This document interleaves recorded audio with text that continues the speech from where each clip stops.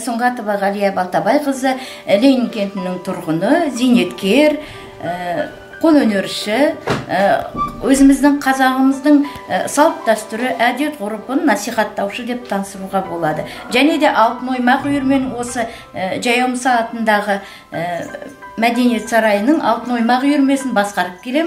Онымен қатар өзіміздің ауылдағы 33-ші мектептің Сырғалым клубы. Ол клуб біздің жас қыздарымызға арналған 12-17 жастағы қыздарды тәрбиелеу жөнінде, ісі жөнінде аққу жобасы бойынша соған көмек жасаймын мұғалімдерге. Осы істеп атқан жұмысының барлығын теп-тегін, міне биыл Алла қаласа 5 жыл болады. Осы ноябрьдің міне бітікті қалды, 5 жылға толды десем де болады. Сол үшін де өзімнің осы қолөнерге деген қызығушылығым бала кезімнен, әжелерімнен, анамнан үйренгенім. Бұл қолөнерді менің ойыма келгені қазақ халқының өзіне тән. Ол неден пайда болды деп сұрақ қойсақ, ол мына көп балалы аналар болды. Көп балалы аналар өзінің балаларының әдемі киінуге, ерінің дұрыс жүруіне, бір жерге барғанда біз сәнді жақсы көреміз. Ол үнемшілдік. Үйдегі балаларды өз қолымен киіндіріп,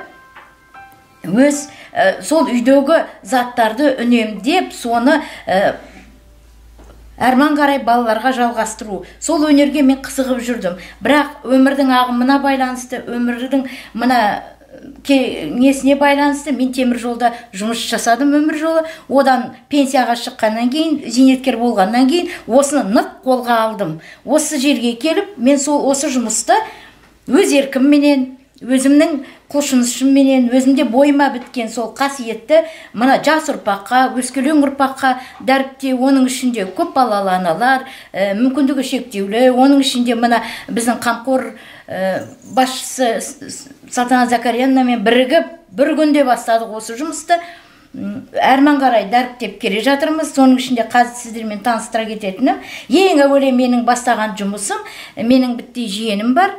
Қазақ болғаннан кейін сүндет той деген болады. Сол сүндет тойға отырғызуға арналған мен бір көрпеше жасадым. Өйткені ол көрпеше сөйлеп тұрған көрпеше. Қазақтың қолөнерінің жасаған жұмыстарының бәрі сөйлейді. Мінекей. Мынау түрлі түстіден жасалған бітпес деп аталатын көрпешем. Мынау жасыл түс жайқалып өссін деген, қызыл тіл көз тимесін дегені, мынау шетіне құрағаным, ол өмірі құралсын. Өмірі әрбір қызықтан құралсын, жақсылықтан құралсын дегенім. Мынау қошқар мүйіз бізде 4 жақты білдіреді. Бұл 4 жағың тең болсын, 4-еу түгел болса төбедегі келеді дейді қазаққа. Сондықтан да жақсы ниетпенен мына қолөнершілер жұмыстарын жасаған кезде өздерінің әлемінде болады, өздерінің бір тылсым күшіменен отырады, тілек тілеп отырады. Осы істеген затым жақсылыққа болсын, өмірліге мына жас ұрпаққа жақсылық сыйласын, естелік болсын. Адамның өмір сүргенде жақсы сөзі қалады, істеген ісі қалады, жасаған жұмыстары қалады. Ендеше осымен айналысып, осыменен балаларға сол тілекпенен осы бітті жиеніме өзімнің тілеген тілегім. Меніңше кейінен ол кісі түсініп, өзде әрман қарай алып кетеді деп ойлаймын. Ал ақырғы кезде жұмыс жасап жүргенім мына тірек тақиялар. Бұны біздің биші балаларымыз да киеді. Мынандай мінекей түрлі тақиялар. Ал тақияның негізі түр-түрі болады. Тақияның жайдақ тақиясы болады, үшкірт тақия, мысалы мынандай тақиялар бітті жаңа ғана бір жасқа келген баланы біз бір мүшел дейміз. Сол мүшелден шыққан балаға тіл көз тимесін деп біз шошақ тақия істейміз. Шошақ тақия дегеніміз басына киіп тұрғанда мынау көтеріліп өмірің ұзақ болсын, көтерілсін, шұқыр бол, сондай бір тілектермен тілейміз дағы. Сол мынау кісі адамның көзі мына оюға түседі. Сондықтан ана баланы тіл көзденді. Бұл емдік қасиеті бар деп айтсам болады. Соның ішінде менің тағы да бір жұмысым бұл тұмар, үй тұмар. Бұл маржандатып жасалған. Бұны бұлай жай қарап тұрғанда, әрине әрбір адамның өзінің қиялы болады. Бұл бізде бәйтерек бейнеленген. Бұл осы үйдегі тұрғындар бәйтеректей жайқалсын, ұрпағы өрбісін, көрдіңіз бе? Моншақталсын, қанша моншақ болса, сонша өзінің ұрпағы көбейсін. Мынау жасыл желек сияқты өзі еліміздің амандығы, мынау ұшқыр болып тұрғаны аспандасын, мәртебеміз биік болсын деген мағынада. Сол себепті мына жерге ілгек қойып, ілгек биікке іліп қоямыз. Осы себепті мен балаларға, қол өнерге келген балаларға айттым ғой алдында, алтын оймақ үйірмем бар деп. Сол үйірмеде мен мынаны да айтам. Бұны да біздің өзіміздің ойымыздың бір түрі дейміз, қошқар мүйіз де бар, үстінде үйректелгені де бар. Олар өздеріне осы затты жасап алып кетеді. Соны ата-аналарына барып, мән мағынасын түсіндіреді. Апа, ол мүмкін білмей жүрсе, білгенін айтып, арман қарай алып кетеді деген ойда. Тағы да көрсетейін деген мынау бас киім. Бұл бізде қазақтың келіншектерінің, ападарының киетін қасаба деп аталады. Бұл қасабаны екі жағдайда киеді. Бұрын байлардың, мәртебе сұлтандардың әйелдері тастап әшекейлеп киетін болса, бұны біздің қыз келіншектердің тұрмысқа шыққаннан кейін келіншектер де киген. Ол неге дейсіз бе? Мына жерінде былай қалтасы болады, оған өрілген шаштарын салады, мынаны бастырып киген, бастырып кигенде мына екі құлақ жабылады. Мынау ас дегенде өте керемет. Бізде қазақ халқының әйелі қай кезде болсын сұлулықты қалаған. Қай жерде болсын. Мысалы, жаңа ғана өсіп келгенде, 40-нан шыққанда біз балаға әдемі біттей жереткеніміз тігеміз. Ол жереткен мына жерде жоқ енді, бірақ былай мына жерінде түймесі бар, мына жерінде түймесі бар, қолға ыңғайлы, басына тақия тігеміз кішкентай. Бір жасқа келгенде жаңағы тақияларды кигіземіз. Онан кейін жас өспірім болған кезде жаңа осында көрдіңіз, сол қыз балаларға шолпысын тағамыз. Кейіннен жас өспірім үйде бой жеткен болған кезде ол қыздарға біз мынандай көйлектер, жилеткасы менен, шапаны менен, басына әдемі тақиясы менен кигіземіз. Белін айтады ғой, ақ көйлек қызыл беспен белін буса деп, қыз бала сәнді көрінер дейді. Шолпыларын тағамыз, әдемі сондай бір кереметтей әдемілейміз. Кейіннен тұрмысқа шығарының алдында біз сәукеле дайындаймыз. Сәукелемізді күмістен жасаймыз, тастардан әдемілеп. Ал келіншек болып тұрмысқа шыққаннан кейін жаулықты киеді. Жаулықтың түр-түрі болады. Келіншек жаулық, тоқал жаулық дейді, бәйбіше жаулық дейді, сәнді жаулықтар. Ол жаулықтарды, сол жаулықтарды кимеген күнде, сол тамақ істеген кезде мынандай осы қасабаны киеді. Бұл жаңағы айттым, адамға сәнділік және де тазалықты да әдемілікті да береді деген ойдамын. Онымен қатар мен 20-21 жылдары менеге көрпе фестиваліне қатыстым Павлодарда. Сонда мен 2 сертификат, Алтын Орда, қазір мен сізге сол нені көрсетейін, жүйелі түрді. Мінекендағы, мынау сонда қалған. Мынау мен қатысқандағы өзімнің түрім, келбетім десем болады. Мынау мен жәрмеңкеге қатысқаным. Мынау жаңағы сіздерге айтқан Мәуліт айында біздің мешітте ұйымдастырған көрмем. Мынау да менің қол өнершілерді шақырып көрме ұйымдастырдым. Мынау Абай жеріндегі, мынау мектепте, қалада гимназия. Қалада Ыбырай Алтынсарин атындағы гимназия бар. Сол гимназияға барып, мен ұлттық құндылық туралы дәріс оқыған мезетім. Мен тағы да айтарым, қалада Нұр әлем қоғамы бар ғой. Сол қоғамның да мүшесімін. Онда мен жұмыс жасап атқаныма 2 жыл болды. Сол 2 жылдың арасында менің сол еңбегімді Бақытжамал Шаханова өзі, қалай айтсам екен, бағалап, маған мынандай төс белгі берді. Дара жол деген. Қазір оны мен мақтанышпенен тағып жүрем, өйткені еңбегіңізді, өйткені мен осы қол өнер жөнінде. Мен ол қоғамда өзімнің қол өнер жағымнан танылам.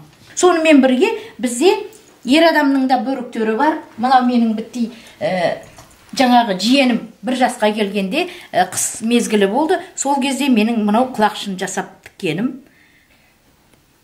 Бұл адамның қасиеті, сол адам қасиет деп санайды, басты қасиет дейді ғой, ер адамның. Сондықтан да ер адамның бас киімін әрқашанда төрге қоямыз. Қазақ салтында мысалы айтқанда сіздерге құлақ қағыс болсын. Әйел адам келе жатып, ер адам келе жатса, әйел адам тұрып қалу керек. О бала бітті болсын, 5 жастағы, 3 жастағы бала болсын, мен міндеттімін тұруға. Өйткені ол ер адам болғандықтан ол сыйластық. Ал қазіргі соңғы кезде тіккені мынау дақ матасы деп аталады. Тренд шапанымыз қыздарға тақиясы менен. Және мынандай да шапан, бұл да этно шапан дейміз.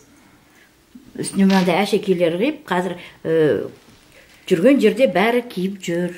Осы 5 жылдың ішінде көптеген сайыстарға қатыстым. Ұмыт болған ұлттық тағамдар, Абайдың 175 жылдығына өзімнің жанұяммен, оның ішінде үйдегі жолдасымды, қызымды, күйеу баламды, сол бір тал жиенімді қазақи киіммен киіндіріп, Абайдың бір шумағын айтқызып, сол туралы кішкене неге өттім. Ода мен кәдімгідей жақсы приз алдым.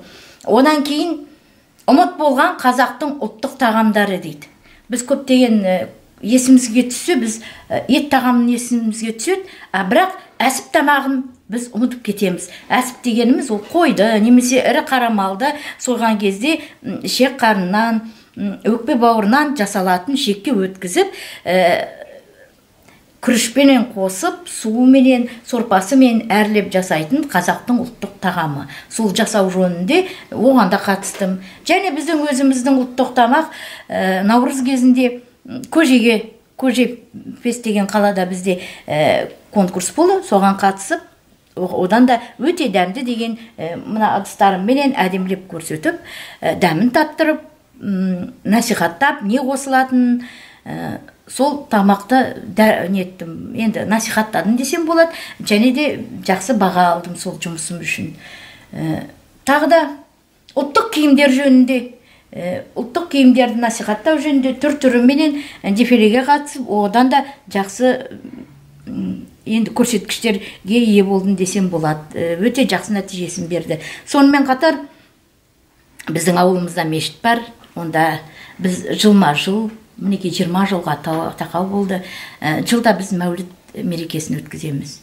Мәуліт мерекесі біз үшін өте керемет мереке. Ол мерекеде біз өзіміздің көрмемізді қоямыз, бар жоғымызды әдемі сәнді киімдерімізді киеміз. Сол көрмелерге де қатысып, көрмеге де қазақтың ұлттық өзіміздің қанымызға сіңген киімдерін, астарын, әдемі бір ертеден қалған ыдыстарын, аяғымызға бұрыннан енді күнде кимесек те мәсісін, әдемі бір май шайқайтын әлгі несін әлгі жақсы ыдыстарын апарып, балаларға астауды да апарып, бәрін апарып, келген халыққа көрсетіп, дәріптеп, таныстырамыз. Оны да қазір суреттерден көресіз. Ал ең ақырғы осы жуырда ғана әлі ыстық суығы сиясы кеппеген симпозиумға барып келдім. Ол бізде Астанада болды. Астанада әуелі семинар болды. 78-ші мектеп гимназиясында. Онда біздің ұлттық құндыларымыз туралы жақсы мағлұмат алдық. Ол симпозиум бізге бір 3-4 сағатқа созылды. Кейіннен Бурабайға барып, Бурабайда бізде 3 күн бойы мына Қазақстанның жер-жерінен келген 100-ден астам суретшілері, мүсіншілері, қолөнершілері, еңбектен беретін мұғалімдері барлығы жиналып, бір-бірімізбен тәжірибе алмасып, сонымен қатар өзіміздің заттарымызды көрсетіп, соның ішінде мен өзімнің мастер-классымды өткіздім. Ондағы менің өткізген тақырыбым жеңсіз пішу. Әрине, оны былай айтқан кезде жеңсіз пішу дегенді ол сәл нәрсе көреді. Жеңсізді пішті, ол естіп құлағымызға жатталған, ол ешқандай да несі жоқ шығар деп ойлайды. Бірақ менің айтпағым, мына кәдімгідей біздің маталарды аламыз пішкенде, кәдімгідей 4 бұрышты шаршы матаны аламыз. Сол матадан тігіссіз тек қана 2 иығында ғана тігіс болады. Соны мен айтып түсіндірген кезде анда келген дизайнерлер өздерінің сол қызығушылығын танытып, өте жоғары баға берді.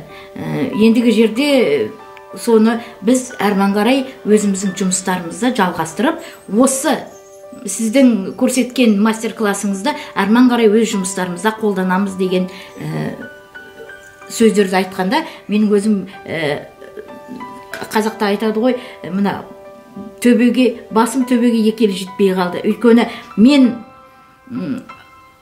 сіздерге бағанада айттым, менің мына жалпы өнер туралы оқып, бір дәрежелі бір білімім алған бір жерде дипломым жоқ, бірақ дегенмен де ауылдан осы көрген білгенімді әжелерден, апалардан көрген, шеберлерге барып, неғұрлым сондай адамдармен қатысып, солардан жинаған тәжірибеммен және өзімнің бойыма берген сол қасиетті әрмен қарай дарытып, әрмен қарай соны дамытып келе жатырмын. Өйткені білгенім менің 9, білмегенім 99.